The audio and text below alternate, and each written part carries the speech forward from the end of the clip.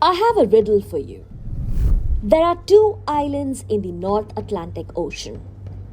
One is called Iceland and one is called Greenland. Iceland is actually quite green, covered in grass and forests. And Greenland is mostly covered in ice.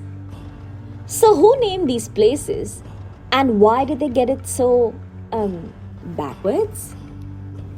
To understand this, we need to go back about 1,000 years to a group of people called the Vikings, fierce explorers from Scandinavia, what is today Norway, Sweden, and Denmark. They didn't have GPS, they didn't have Google Maps. They sailed by stars, by wind, and by instinct. And when they found a new land, they got to name it. And that's when things get interesting. A Viking explorer named Ragnar Floki was one of the first to try to settle in Iceland around the year 865 AD. He arrived in summer when Iceland's coast is actually quite beautiful. Green valleys, wildflowers, and rivers. But he was not a good planner. He forgot to gather enough food for winter. His livestock died, and the winter was brutal. So when spring came, Floki climbed a mountain, looked out at the fjords still filled with drift ice, and went home. And he told everyone back in Norway, "Don't go there. I'm calling it Iceland." So Iceland wasn't named for what it is. It was named for what one Viking felt about it. Now meet Eric the Red, another Viking, but a very, very different kind. Eric was, let's say, a man with a reputation.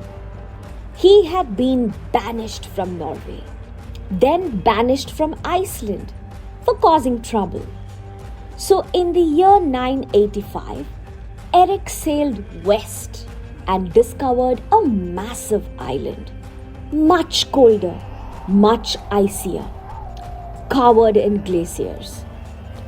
And here's where Eric did something very clever, or maybe even sneaky, depending on how you see it. He called it Greenland. Why? Because he wanted people to come. He needed settlers, and nobody would sail to a place called Icy Land or Frozen Land.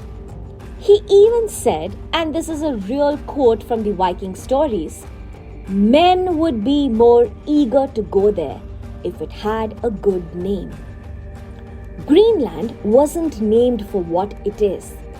It was named for what Eric wanted you to think it was. Names are not always the truth. Sometimes a name is a feeling. Sometimes it is a strategy. Sometimes it's just a mistake that stuck.